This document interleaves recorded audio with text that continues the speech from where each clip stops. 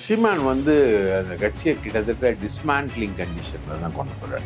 ரொம்ப மோசமான விளைவுகளை வந்து இன்னைக்கு அந்த நாம் தமிழர் இயக்கம் வந்து சந்திச்சு. தமிழ் தேசியம்ன்றது வந்து சீமானோட நின்றுடாது. அதுக்கான ஒரு தலைமை தாங்கக்கூடிய தகுதியை வந்து அவர் இழந்து வர்றார். மதுரை செல்வம்ன்றவர் வந்து விஜயலட்சுமியோட பெரிய அளவுக்கு காம்ப்ரமைஸ் பேசுகிறார். அப்போ சீமானும் பேசுகிறார். விஜயலட்சுமிக்கு வாய்ஸ் மெயில்ஸ் வந்து சீமான் அனுப்புகிறார். அந்த வாய்ஸ் மெயில்ஸில் நிறைய விஷயங்கள்ல சீமான் ஒத்துக்கிறார். அந்த வாய்ஸ் மெயிலெல்லாம் வந்து இன்வெஸ்டிகேட் பண்ணுது போலீஸ். உதாரணத்துக்கு இப்போ கருக்கலைப்பு நடந்தது அப்படின்னு சொல்லக்கூடிய இடம் சொல்கிறாங்க இல்லையா, அந்த கருக்கலைப்பு எங்கே நடந்ததோ அந்த ஹாஸ்பிட்டலில் போய் ஸ்டேட்மெண்ட் வாங்கியிருக்காங்க போலீஸ். ட்ரங்க் பாட்டில் தான் இருக்கும், அந்த பாட்டிலில் அடித்த காயங்கள் இருக்கு. இந்த கேஸை வந்து சுப்ரீம் கோர்ட்டில் அணுகும்போது பாஜகவுடைய ஒரு வழக்கறிஞர் உள்ள வர, பாஜகவுடைய லாபி உள்ள இருக்கு. அப்போ இது அவுட் ஆஃப் கோர்ட் செட்டில்மெண்ட்டுக்கு விஜயலட்சுமி தயாரா இல்லை. அந்த அம்மா என்ன சொல்றாங்கன்னா, செட்டில்மெண்ட் ஓகே, அது கோர்ட் செட்டில்மெண்ட்டா இருக்கு, அவுட் ஆஃப் கோர்ட் செட்டில்மெண்ட்டுக்கு நான் தயாரா இருக்கேன், எனக்கு காம்பன்சேஷன் கொடுக்கணும்ன்றத வந்து கோர்ட் சொல்லட்டும்.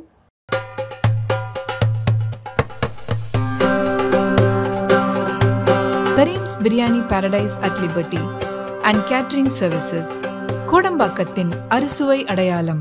வணக்கம், இது அரண்சை, நான் ஹசீஃப். இன்று நம்மோடு மூத்த பத்திரிகையாளர் தாமோதரன் பிரகாஷ் இணைந்திருக்கின்றார். அவரை வரவேற்போம். வணக்கம். வணக்கம் மூத்த பத்திரிகையாளர் தோழர் ஹசீஃப் அவர்களே, வணக்கம். தமிழ் தேசியத்தை தூக்கி பிடிக்கிறேன், தமிழ் தேசியம் தான் என்னுடைய கொள்கை அப்படின்னு சொல்லக்கூடிய நாம் தமிழர் கட்சியை பொறுத்த வரைக்கும் இன்னைக்கு தமிழ்நாட்டினுடைய உரிமை பறிக்கக்கூடிய ஒரு நடவடிக்கையை ஒன்றிய அரசு இறங்கப் போகுது அப்படின்ற ஒரு முன்னெச்சரிக்கையின் அடிப்படையில் அனைத்து கட்சிகளையும் கூட்டி தமிழகத்தை ஆளக்கூடிய திமுக வந்து இன்னைக்கு ஒரு அனைத்து கட்சி கூட்டத்தை நடத்துறாங்க.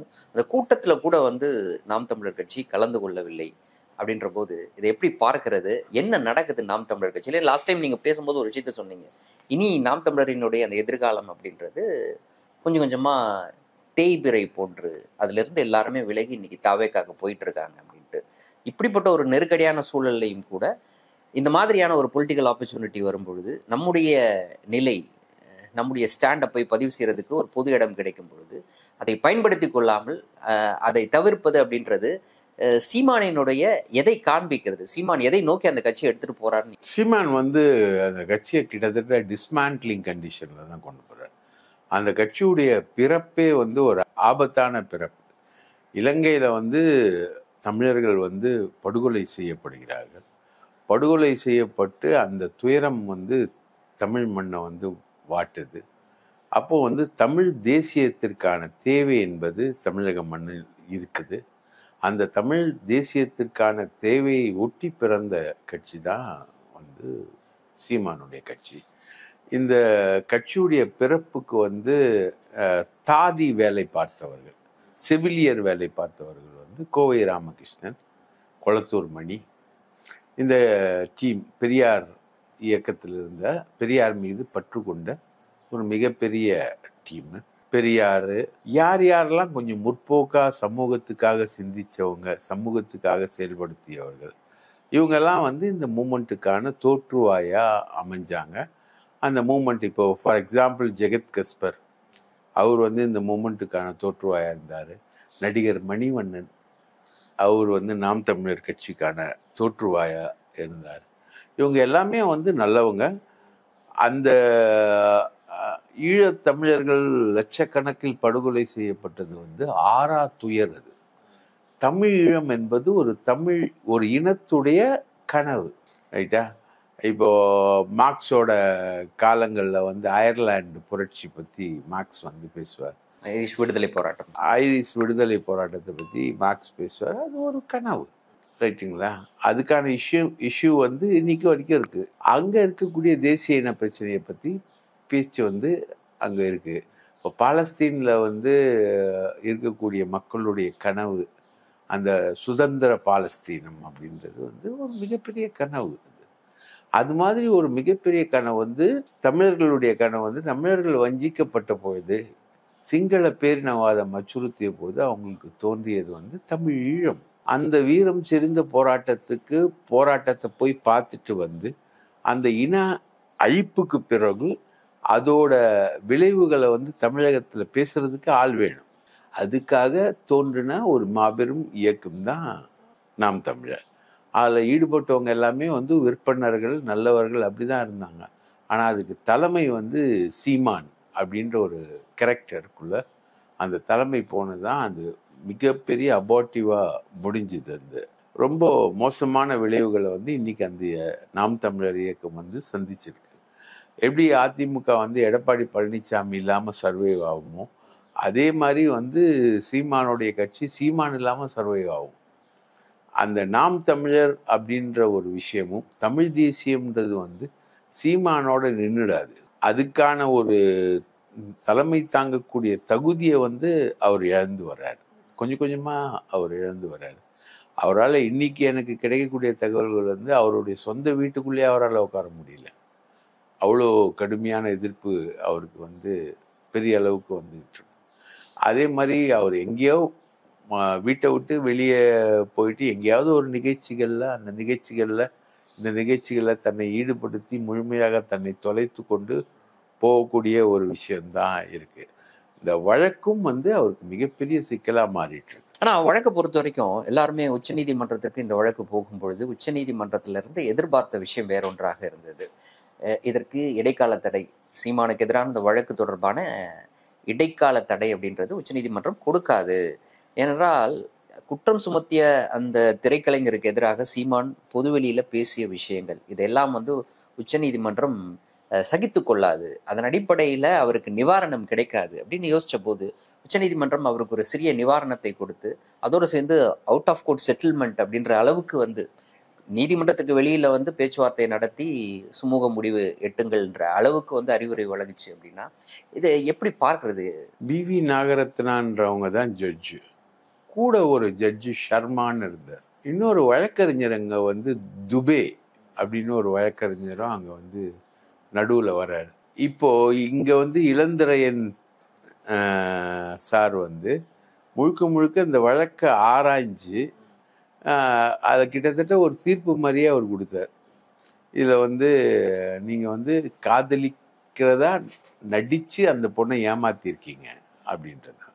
அப்போது இங்கே இளந்திரையன் தீர்ப்பளிப்பதற்கு பேசிக்காக வந்து கொடுக்கப்பட்ட அஃபிடவிட்ஸ், உதாரணத்துக்கு மதுரை செல்வம்ன்றவர் வந்து விஜயலட்சுமியோட பெரிய அளவுக்கு காம்ப்ரமைஸ் பேசுகிறார். அப்போ சீமானும் பேசுகிறார். விஜயலட்சுமிக்கு வாய்ஸ் மெயில்ஸ் வந்து சீமான் அனுப்புகிறார். அந்த வாய்ஸ் மெயில்ஸில் நிறைய விஷயங்கள்ல சீமான் ஒத்துக்கிறார்.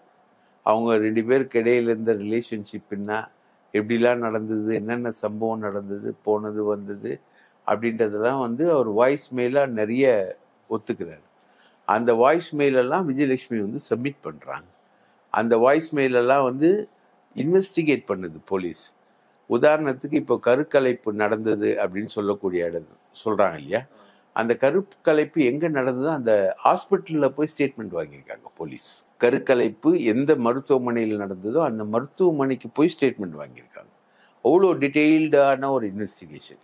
விஜயலட்சுமியுடைய சப்மிஷன்ஸு, அதில் பல சீமான் தன்வாயாலே ஒத்துக்கக்கூடிய பர்சனல் விஷயங்கள் அதில் இருக்கக்கூடிய அந்த அஃபிடவிட்டு, அதுக்கப்புறம் கருக்கலைப்பு போன்ற விஷயத்துக்கு இப்போ கருக்கலைப்புக்கு கையெழுத்து போட்டார் சீமான் அப்படின்ற விஷயம் இருக்கு இல்லைங்களா, அதை போலீஸ் போயிட்டு அந்த ஹாஸ்பிட்டலில் போயிட்டு யார் வந்தா, யார் கூட்டிகிட்டு வந்தா, எப்படி நடந்தால் அந்த டாக்டர்ஸோட ஸ்டேட்மெண்ட்டையே அஃபிடவிட்டாக வாங்கியிருக்காங்க. அதெல்லாம் வந்து சப்மிட் ஆகுது. ஸோ இதெல்லாத்தையும் பார்த்துட்டு தான் வந்து இளந்திரையன் வந்து நீங்கள் அந்த பொண்ணை ஏமாத்துனீங்க, அந்த பொண்ணை வந்து காதலிக்கவே இல்லை, கருக்கலைப்பு பண்ணியிருக்கீங்க அப்படின்ற ஒரு ஜட்ஜ்மெண்ட்டை அவர் கொடுக்குறாரு. நீங்கள் நல்லா ஒத்து பாருங்க, சுப்ரீம் கோர்ட்டில் இந்த கேஸில் இந்த வாதங்கள், ஸ்டேட் கவர்மெண்ட்டோட வாதங்கள், விஜயலட்சுமியுடைய வாதங்கள், இதெல்லாம் வந்து முன்வைக்கப்பட்டுதான். அப்போது இந்த கேஸை வந்து சுப்ரீம் கோர்ட்டில் அணுகும்போது பாஜகவுடைய ஒரு வழக்கறிஞர் உள்ள வர்றாரு, பாஜகவுடைய லாபி உள்ள இருக்கு. அப்போ ஒரு எனக்கு தெரிஞ்ச ஒரு எக்ஸ்பெக்டேஷன் இருந்ததுன்னா, இங்க இளந்திரையன் கொடுத்த மாதிரி சீமானுக்கு ஆதரவா ரிமார்க்ஸ் வந்து அங்கேருந்து வரும், அதுக்கான ஆர்டர் வந்து அப்படி வரும் அப்படின்ற மாதிரி எதிர்பார்க்கப்பட்டது. அப்போது இவங்க யாருமே அங்கே ப்ரெசென்ட் ஆகலை. யார்? விஜயலட்சுமியும் ப்ரெசென்ட் ஆகலை. ஸ்டேட் கவர்மெண்ட் இருந்தாங்க, பட் வாதங்கள் முன்வைக்கப்படல. போலீஸோட விசாரணை அறிக்கையும் அங்கே சப்மிட் பண்ணப்படல. எல்லாரும் எதிர்பார்த்தது இருந்தாங்கன்னா நோட்டீஸ் ஆர்டர் ஆகும் அப்படின்றது. அப்போது வந்த ஜட்ஜ்மெண்ட் என்னன்னா, நீங்கள் வந்து ஒரு அவுட் ஆஃப் கோர்ட் செட்டில்மெண்ட்டுக்கு போங்க, அதுக்கு ஒரு முகாந்திரம் இருக்குன்ற மாதிரி, அதுக்கு ஒரு முகாந்திரம் இருக்கு அப்படின்ற மாதிரி அவுட் ஆஃப் கோர்ட் செட்டில்மெண்ட்டுக்கு போங்க, விசாரணைக்கு நான் 2 மாதம் தடை விதிக்கிறேன் அப்படின்றதோட அந்த ஹியரிங் வந்து முடிஞ்சு போகுது. இப்போ அடுத்த ஹியரிங்கில் என்ன ஆகும்? எப்படி இளந்திரையன் கோர்ட்டில் வந்து இந்த வாதங்கள்லாம், இந்த புலனாய்வு அறிக்கைகள்லாம் வந்து மாநில போலீஸ் சப்மிட் பண்ணிச்சோ அதை வந்து சுப்ரீம் கோர்ட்டில் சப்மிட் பண்ணும். ரெண்டாவது, விஜயலட்சுமி தரப்புல இருந்து முழுக்க ஒரு பெரிய சுப்ரீம் கோர்ட் லாயர் வந்து எங்கேஜ் ஆகி அவர் வந்து விஜயலட்சுமிக்காக அங்கே வாதிடுவார். இது நடக்க போகுது. இதுதான் நடக்க போகுது. இதுதான் அடுத்த ஹியரிங்கில் நடக்க போகுது.